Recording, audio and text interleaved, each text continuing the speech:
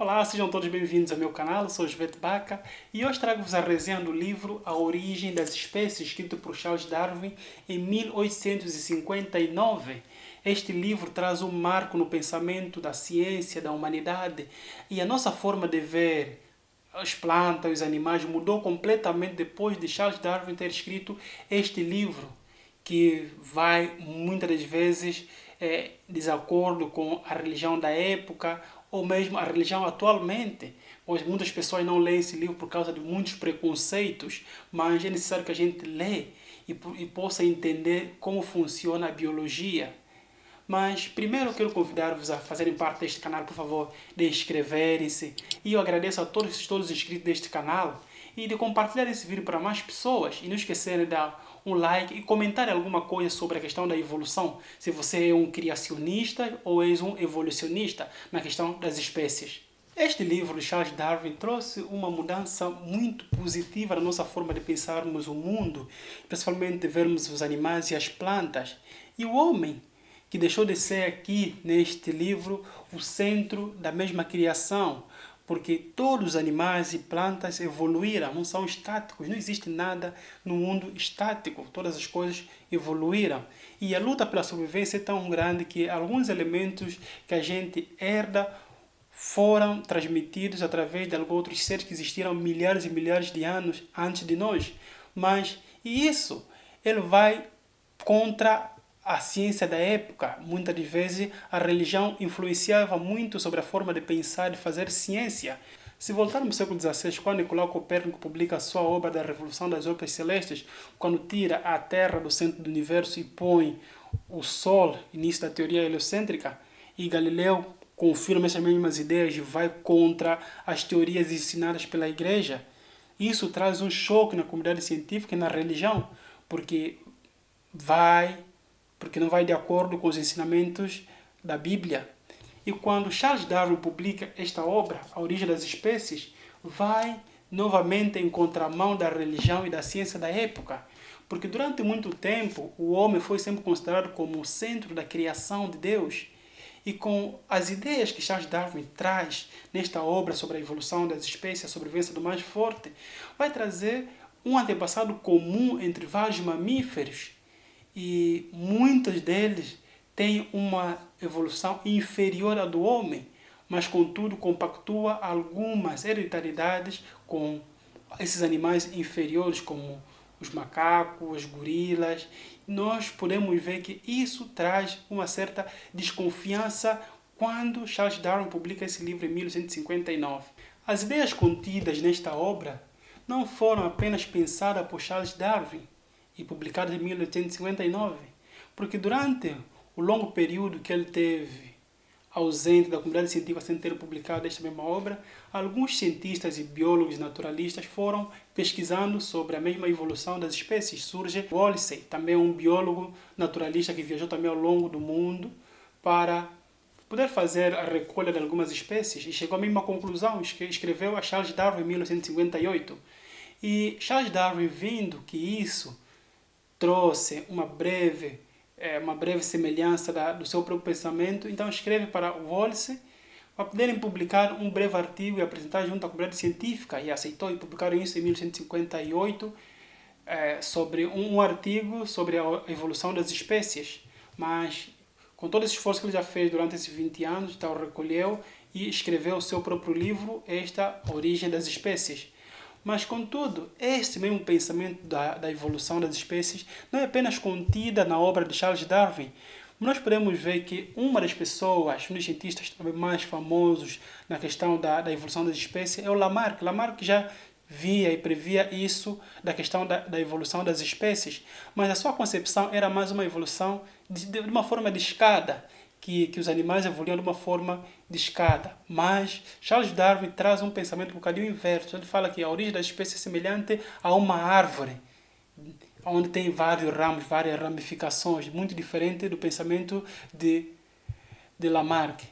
As informações contidas nesta obra não é apenas uma fantasia, que algumas pessoas podem aqui pensar sobre não vamos ler essa obra porque vai contrariar totalmente os ensinamentos que foram adquiridos ao longo do tempo, na questão religiosa.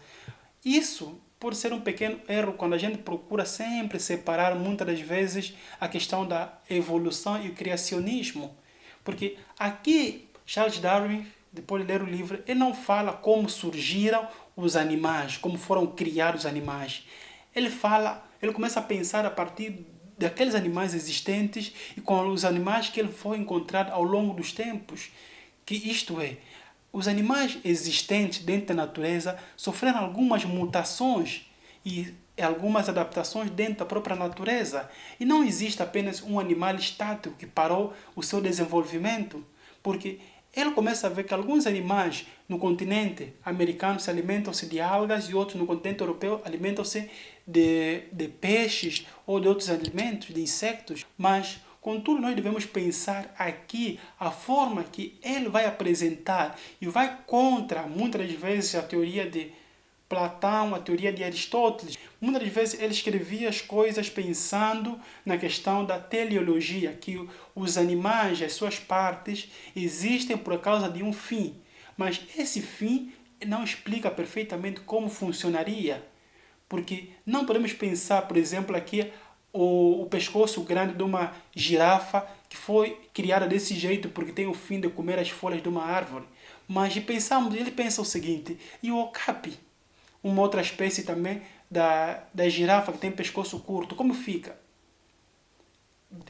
E essas mesmas coisas que a gente pode encontrar dentro da natureza vão sendo explicadas muitas vezes pelos seus agricultores, a influência que o homem tem sobre os animais criados, sobre algumas plantações que o homem vai fazendo, algumas misturas de espécies.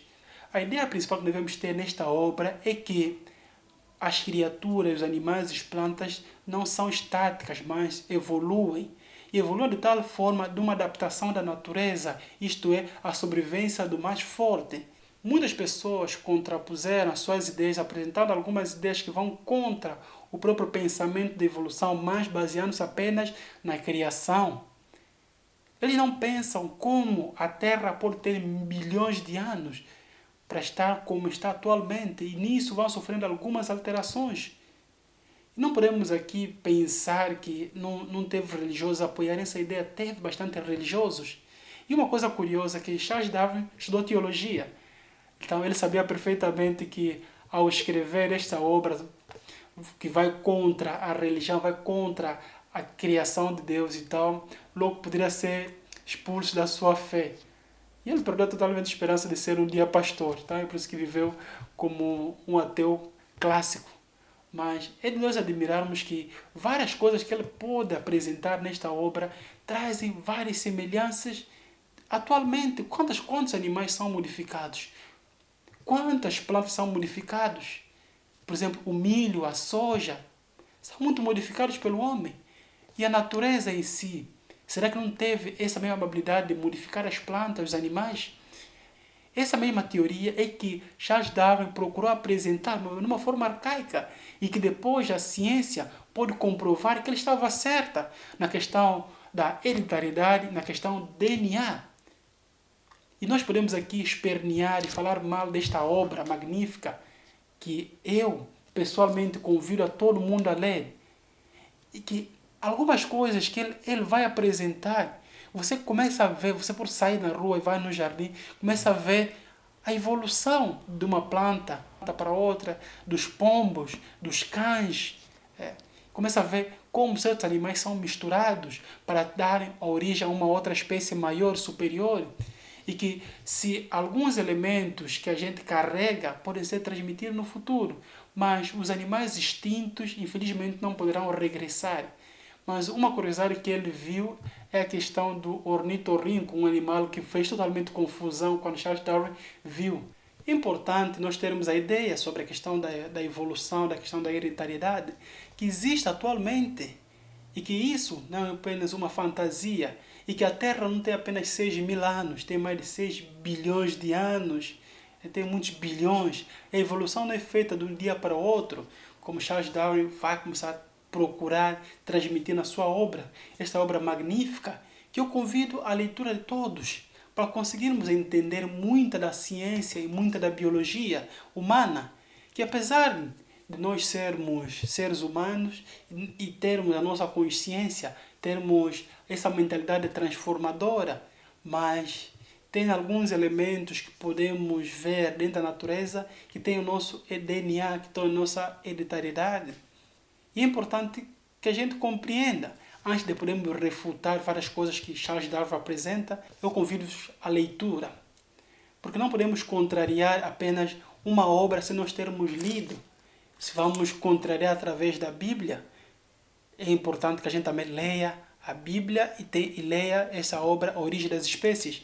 Porque tem uma parte desta obra onde ele apresenta essa questão mesmo da questão da criação, porque ele fala do Criador. Ele fala que se as criaturas que foram criadas assim como são, não evoluem, como é que explicam certos elementos, certas características de certos animais e a extinção de certas plantas, certos animais? Porque alguns religiosos também concordam com ele, porque ele fala, para que Deus evita uma segunda criação, houve a necessidade de pôr a questão da evolução nas próprias plantas, próprios animais. E isso por ser um bom princípio para nós compreendermos como pode funcionar a questão do criacionismo e evolucionismo. E existe essa mesma importância de nós termos de dialogar com a ciência e com a biologia e vermos as descobertas que foram feitas ao longo dos tempos na questão da hereditariedade, do DNA, que só foi confirmar muitas das coisas que Charles Darwin foi aprofundar na sua viagem do Beagle mais de 4 anos e fez mais de 20 anos a pesquisar e aprofundar sobre esse próprio tema. E nós podemos ver como o homem vai evoluindo e vai muitas das vezes investindo mais na ciência. Já temos mais coisas ainda que vão poder ajudar a entender esse mesmo livro, essa mesma obra. Temos a questão dos clones, a questão agora da fecundação in vitro, como vários animais podem ser clonados. E isso vai trazer uma breve inspiração para nós tentarmos entender mais sobre a ciência. Desde já agradeço a todos que assistiram o vídeo até aqui. Muito obrigado. Daqui é o Jovete. Até a próxima.